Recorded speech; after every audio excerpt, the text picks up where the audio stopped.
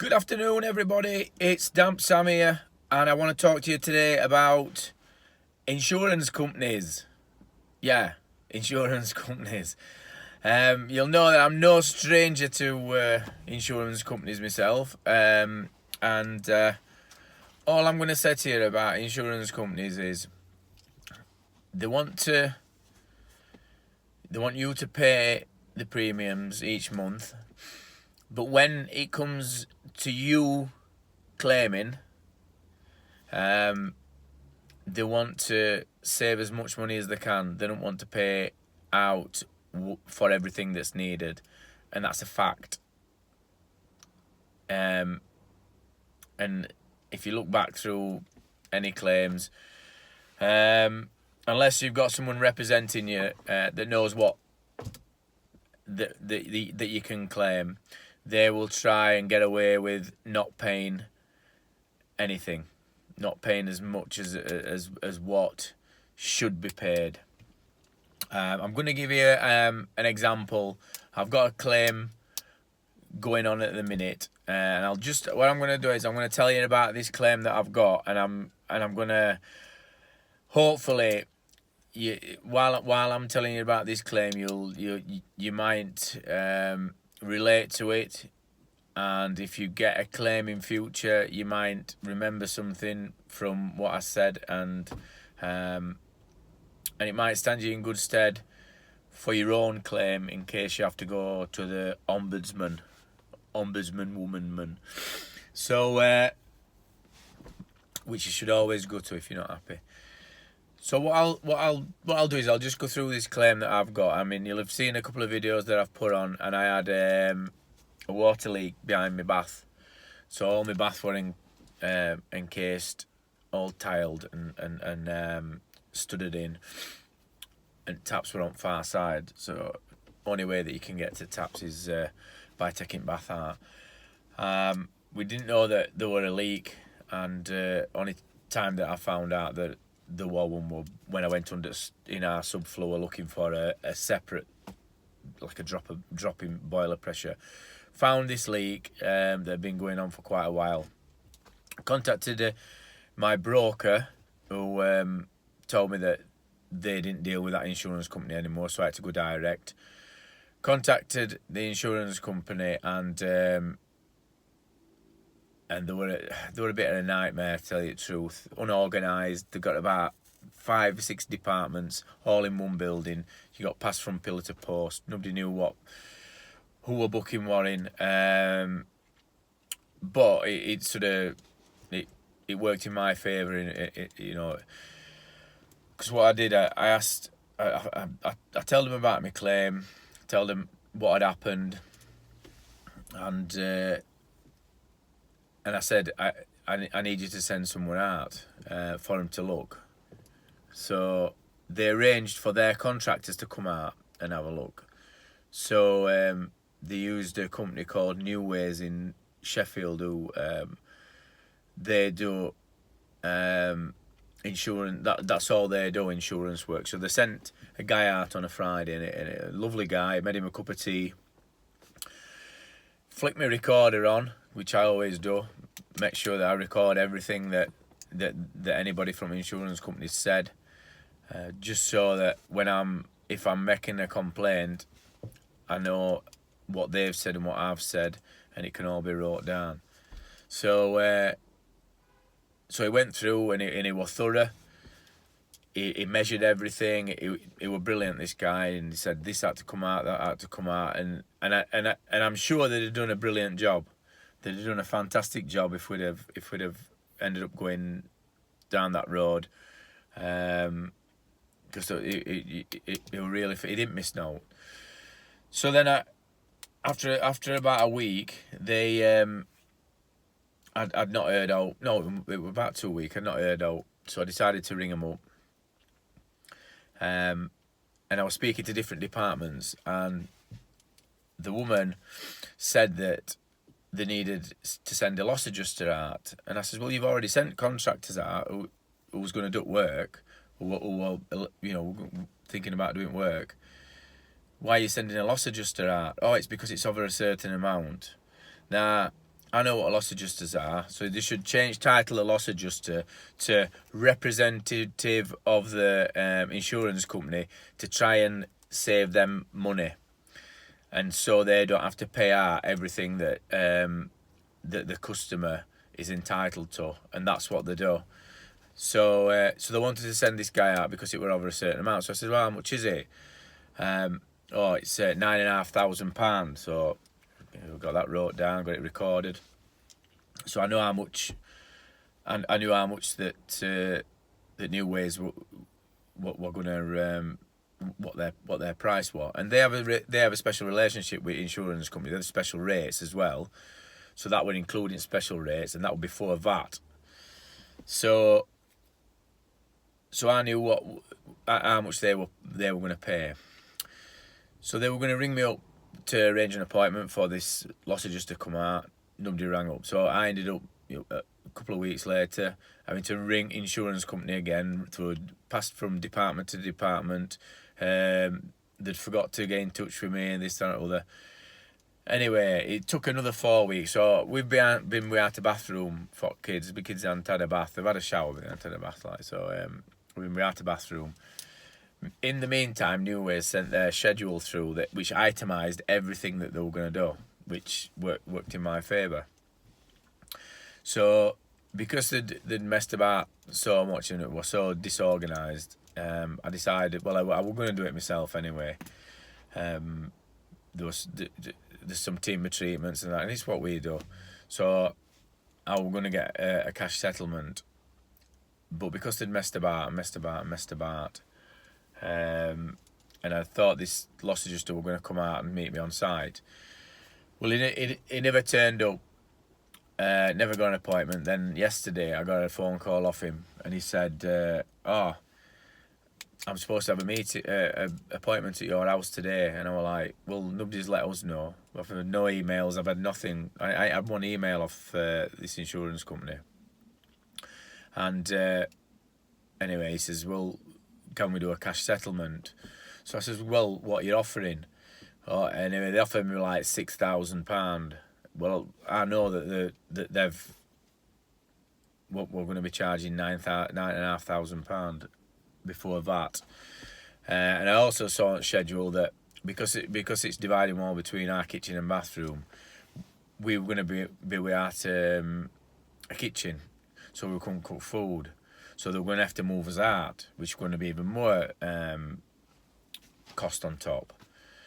So so we got into like a bit of a debate. So he starts running through these figures, Mr. Loss Adjuster, because he says, I don't want to be coming out if we can do a cash settlement because it's 2 hours coming from Birmingham.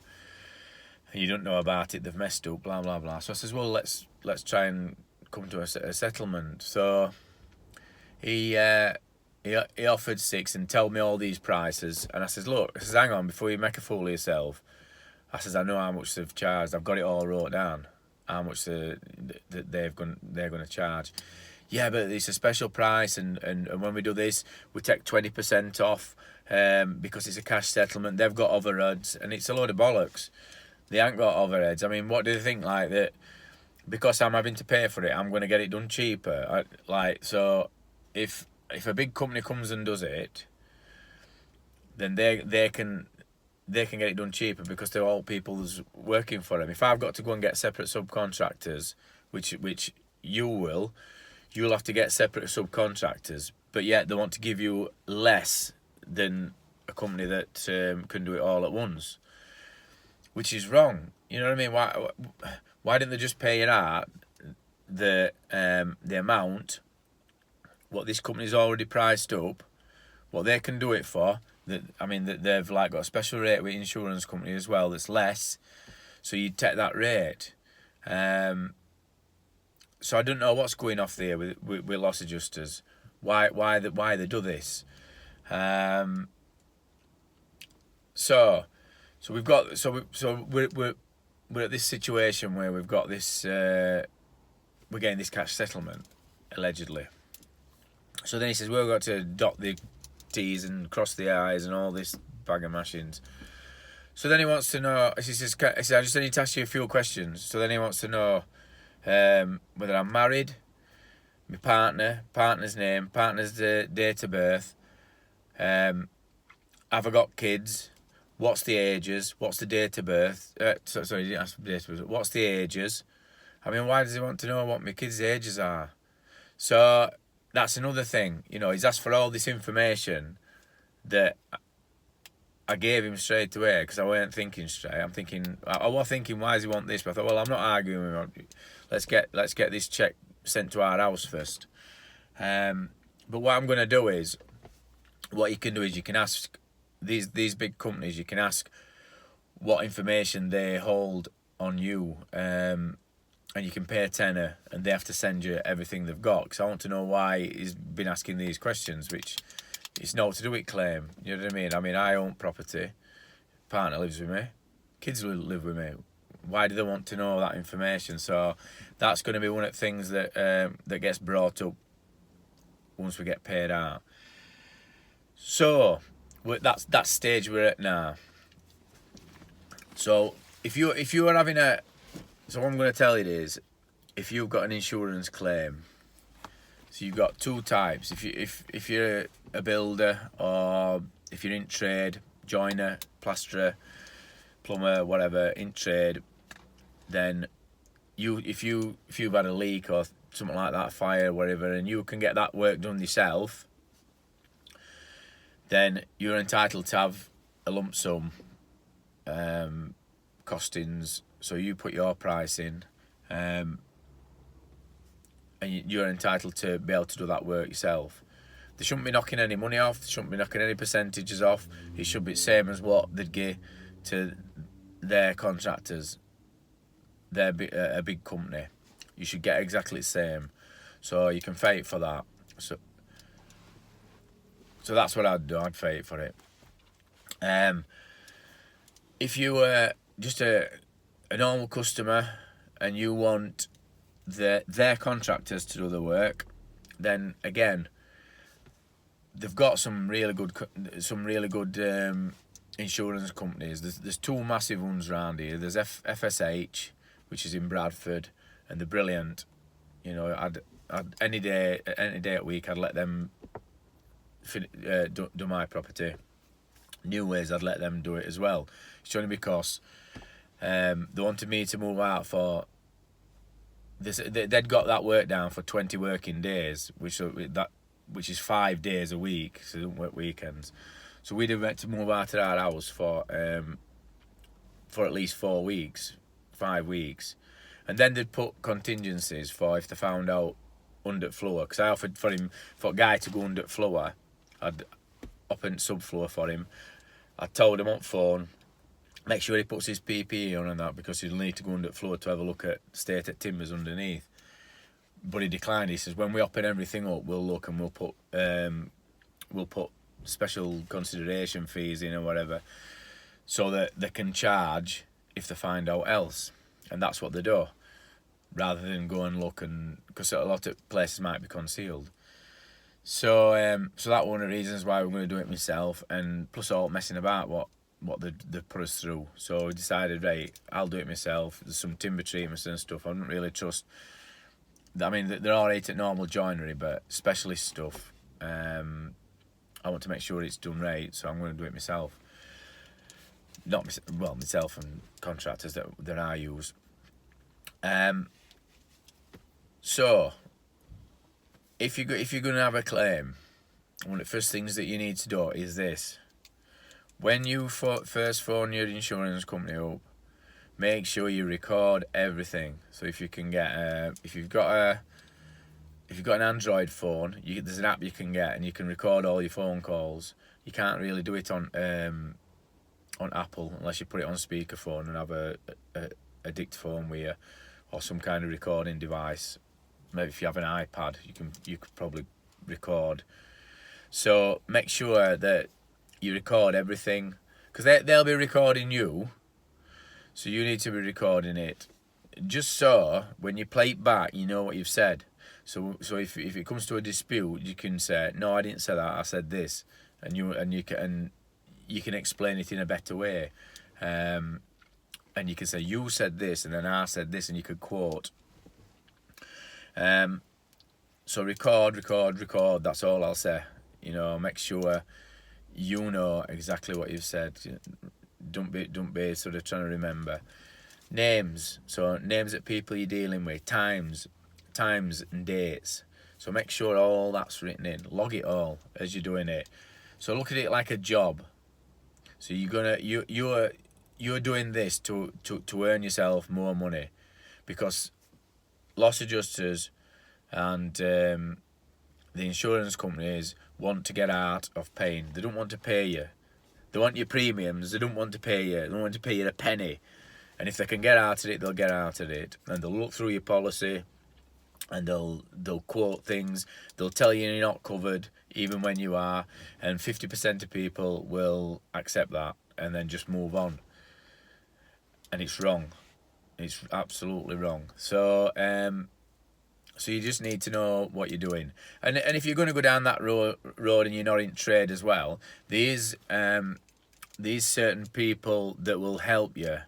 So one of the other things you can do is, if you Google it and you look for representatives during an insurance claim, there's a big company called Asprays, which are nationwide, and they've got sort of brokers in every town.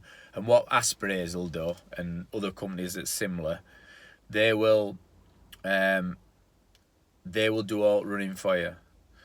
So they'll do all stuff what I'm telling you. So when you get your claim, when you have your claim, if you ring them first, they'll come along and they'll sign it. They'll get you to sign a piece of paper, and they will make sure that you get everything reinstated that you're entitled to, and they'll deal with insurance company for you.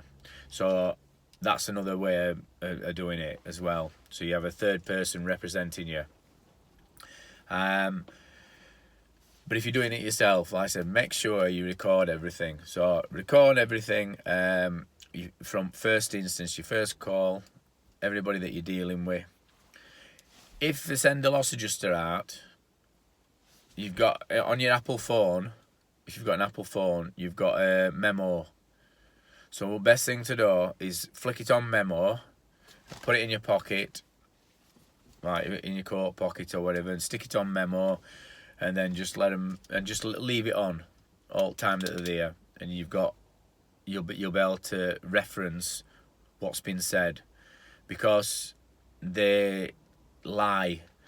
They'll lie the bollocks off, and if you've not recorded it, they'll tell you one thing to your face and it'll be friendly as out, and the next minute you're not covered. So I've dealt with these on genuine claims. And I've seen what they're like. I used to work for a company in Sheffield called ProTech, and we sort of worked with Green Flag and a lot of others. We did all replastering and things like that. This were in the 90s, and I've seen it firsthand and spoke to people every single day who was in middle of claims, and this is information that I got sort of back then. And then I've dealt with claims myself and seen how underhand they are, and how basically how shitty they are. So I mean, a typical example is this guy that phoned me up from Birmingham the other day, a proper white boy, 100 mile an hour he were talking, as if like he knew everything, but he didn't know that I'd got cards in my hand, so I knew prices. I knew I'd done my research. I'd already wrote my quote out ready to send in to them for me to do at work. I'd itemised it. I'd copied their schedule, and then I'd itemised it, and I'd put my price in. So my price was like 8,000 and something. Their price was 9,500. So I was like a grand cheaper even on that. And we've ended up settling for 8 grand, I think it is. But there's still questions to be answered. So once this check comes through, there'll be a few people gets sort of complaints going in. One to insurance company for being passed from pillar to post for delays that's happened. And that's another thing as well. Get as much money out of insurance companies as you can while you can, but let them know you're not happy, and then fight for your other bit. So just because you've got that money, don't mean to say that you've said, right, everything's all right. You get that money and that's in your bank, so you've got that, and then you fight for other. So then you can go to Ombudsman if you're not happy with how you've been treated, and then let Ombudsman sort of deal with that side of things. But make sure you've recorded everything, got everything down. So yeah, loss adjuster comes out, looks at it, and basically he'll go through everything, all your stuff. If you've had a fire, he'll go through everything, basically looking for things to get out of it. If you've had a leak, looking for things to get out of it. He's gone through your policy. He's gone through it word for word. Are you covered for this? Are you covered for that? And then he'll start saying, well, when he's gone, he'll email, well, you weren't covered for this, you weren't covered for that, you weren't covered for this. So that's when you need to know your policy as well. I think one at Properties I had last year, like, were a couple, claim one about 3 years ago, but it's still ongoing. It's still with loss adjusters at minute now, because we've ended up complaining about brokers. But one of the things that loss adjuster did when we were there, he was saying, well, you're not covered for this, you're not covered for that, and you've got an excess for this and excess for that. And then he said, they never even mentioned loss of rent until I brought it up further down the line. They said that I weren't covered, and I was. But it had to go to Ombudsman. It was Ombudsman that says I was covered, but they denied it, even though they had policy and that. Do you know what I mean? And it was about $3,500. So it was a fair bit of money, and they would have had that if I'd have just gone, all right, well, I'm not covered. But you know what I mean? Just make sure you don't take no for an answer, because they lie more than anybody to get out of money, because they know if they lie, they'll tell you once, and like I said, probably 80% of people will just accept it, right? Loss adjuster says we're not covered for that. Hang on a minute. Well, get him to prove it. Prove why are you not covered? Show you which clause says you're not covered. Then read that clause and see if it makes sense. And if you're not happy, complain about it. Get some advice off somebody else. But always push it. So we've got that, yeah. So we've got use email. So email as much as you can. If they're trying to ring you up, say no. So put it in an email. Make sure it's all evidence is wrote down. Because if they ring you up and you're talking to them and you haven't had a chance to set your recorder up, then they could tell you out on phone. You might miss something. If it's all in an email, you can read it at your leisure and reply to it at your leisure as well. Yeah, ask for their contractors to do work. Get them to come through. Get them to do a price. They'll send you a schedule, so you can refer to that schedule. You'll be able to see what everything what they've priced for, decorations and everything, and then you can even use that schedule to get your own prices. So that's really handy, you know what I mean, once that's been sent through. So I think that's about it. So, and then Ombudsman, if you're not happy, which you won't be, because they'll try and get out of it and they'll screw you. So make sure you know your prices. Make sure you know what people are going to be charging for what. Tot it all up, and then if you're not happy with that last lump sum, what they've said you can have, go for some more. Accept what they've got, and then complain about how they've screwed you. So yeah, always go to Ombudsman service. Ombudsman service is not fair. I'll tell you that now. It's not fair. They try to say that they're fair, but it's the only thing that we've got other than going to court. Now, you don't want to be spending loads of money going to court, but if there's something obvious, they'll probably they'll probably give you money. But I had a phone call. I had a phone call with a guy from who worked for Ombudsman Service when everything was sort of going through. Ombudsman Service has got this phone call and it was recorded. I've got all names and that all down, and it was for the claim up at property that I got up Court Street, and this guy said to me that the Ombudsman Service sided with the insurance companies because they had professionals. Now I went ballistic about this, and I tried to get the loss adjuster. I tried to get him to reveal what qualifications he had, and all they'd said was that the company that he worked for were chartered, so that made him alright. But they would never reveal his qualifications because he didn't have any qualifications to specify on damp issues. It was something to note about mould and that, and damp paint and that, like. So they were saying that he didn't need it. I was saying it was. I'm an expert, but ombudsman woman. She said that Stericryl paint, anti-mold paint, didn't cost any more than normal paint. So I sent her a photo with a price on a Stericryl, which was £48 for a 5 litre tub, and I sent her for Magnolia, and I sent her a picture of a 5 litre tub, a normal paint, which was £10, which were like it, and I worked it out. It was something like 70% difference, but she just dismissed it. You know what I mean? Just dismissed it as a matter of fact. Oh well, you know, after she'd said there was no difference, and it was clear that there was a difference. So there's the dual side, and this is a big thing.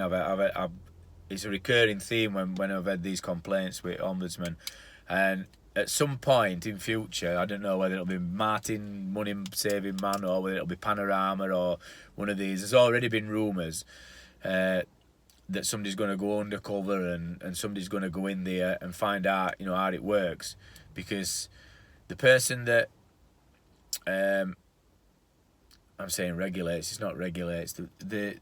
If you put a complaint in about the Ombudsman Service, then it's somebody who's in an office in the Ombudsman Service building that that sort of, I'm trying to say regulate, that looks into it. And they say all these things about, you know, all your emails are encrypted and all this, like, but they're all in the same building, they all sat in the same canteen, and, you know what I mean, all having the dinner together. So, and I says, you were talking about cases. Oh, we ain't. And her secretary works in his office, and his secretary works in, and they're only across the desk from each other. So, so we need to know what's going off with this Ombudsman Service. I'm not saying that they're all bent, but there's a lot of people unsatisfied with it. So you've got your massive waiting lists. You've got your well, I just don't think that they're independent. They're independent. I'll give you an example. The brokers that we were using from Doncaster, I'm not going to mention them, like, but the brokers we were using from Doncaster, we had an issue with it what wording that I picked up on. So they said basically, when I had a claim, the broker said to me that we couldn't go with any other company when we'd still got a claim, because claim were ongoing. So my renewal came through, and they said we couldn't go with any other company. So, and I just thought, at the time I thought, that can't be right. Surely I'm not happy with these. I'm not more happy with how everything's panning out. So surely I can go with another company. I can go and pay for another company.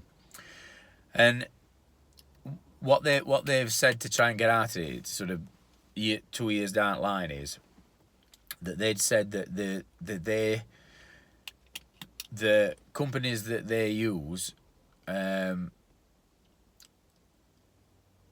wouldn't be able to go with companies they use.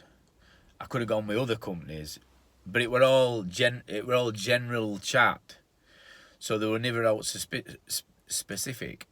So they sort of said, well, they said to me that I couldn't use any other companies. That's what they said, and what they were saying was that they couldn't use any other companies that they only deal with. Now, I just assumed I'm a lay person. You know what I mean? I'm just an average person, but I'm not into world of insurance speak. And this, because when you go to Ombudsman as well, the first person that decides on your case, who looks at everything and makes a decision, is like a secretary. So it's somebody who works for them. And if you're not happy with that, then it goes to big ombudsman. So, and then you've sort of a 12-week wait for that to happen while all stuff goes in and out. Then another 12-week. When we've been waiting over 16 weeks, it's probably 17, 18 week now, just for ombudswoman's decision, main person. So, which I'm not happy about, because they say it's around 12 week. They're saying. And if they don't get you in 12 weeks, it's a bad service. So we're all on this point about whether or not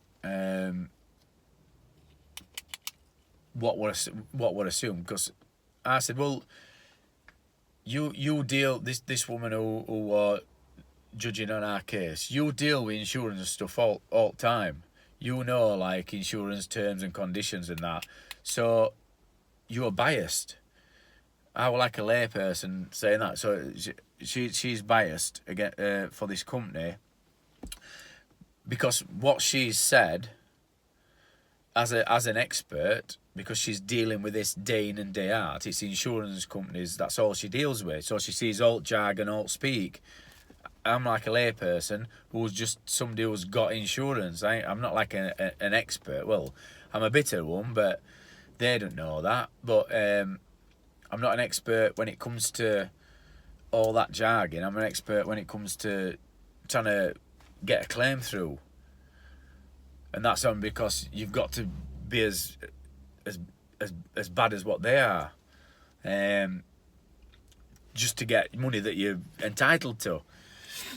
So they see all this jargon all the time. So they'll look at something and they'll just assume, oh yeah, well, everybody knows that. You know what I mean? Because they see it every day and every day. All insurance speak, all sort of, you know, they know how many people, how many companies they deal with and everything. So so this is my complaints going in. That's what it's on. Crux. I've had to get sentences and say, that's an assumption that you've made, because there's a lot of assumptions and things like that. They're assuming that you know things, and it's wrong. You shouldn't be. You should be judged as an average person. Like if you go into court as a business, if you get brought, I don't know. Say if you're a doctor, if you're a professional person, and you get took to court, they'll try you as an average doctor, as an average solicitor, as an average surveyor. It's all based on, would an average surveyor miss dry rot? Would an average doctor miss that cancer? Would an average surgeon cut his leg off, wrong leg off or something? You know what I mean? So it's all based on an average, not like a top quality one. It's an average one, and that's what it's based on. So you go, would an average person reading this insurance jargon, would he understand it? And the answer is no. But because these people at the Ombudsman Service deal day in, day out, 7 days a week, 24 hours a day, it's all insurance speak, insurance terms, insurance conditions. That's what they do. So how can it be fair? They've got to be biased towards insurance companies because they know all that jargon and they're not looking at it from a fair point of view. So so I think I went on a bit there. I think I've done a 35-minute video because I'm passionate about it. Yeah, passionate. You shouldn't be losing all this money. The insurance companies are screwing everybody out of millions and millions and millions of pounds every single week. And they cried wolf when they had when we had massive wins. You know, Michael Fish. I can assure you that there's going to be no wins tonight, Hurricanes. Mrs. So-and-so's phoned in. Yeah, well, there were. And then, ever since then, that's when, was it Lloyd Names? What, first time ever, they asked them all to pay some money. Whether they did, I don't know. I just remember Henry Cooper won it, Henry Lloyd Names. It's not Henry Lloyd, was it? Lloyd's Names, Henry Cooper. It was a privilege to get asked onto board, and they just basically got money thrown at them for being on board as a thing. You got named as a, whatever it was, director. And when they were all making a loss, they were saying, oh, you're going to have to pay for it. So it'd be worth Googling that, find out about it. And ever since then, any disaster, insurance companies have always put the premiums up. Floods, even though that's what they had money for. That's what you pay your premiums for these natural disasters. And there's, you know what I mean? It happens all the time. It's just that now people are trying to claim on them. Back then, in the 70s and early 80s, people were freaking to death to claim out. You know, they'd never done a claim. They're freaking to death at insurance people. Anyway, my other half's come back now, so I might be able to get some tea. So, right, I'm going to leave you on that note. Make sure you get what you're owed. Yeah. So that's Damp Sam signing off. And, yeah, make sure that you go to Ombudsman if you're not happy with insurance company and get represented and get clued up.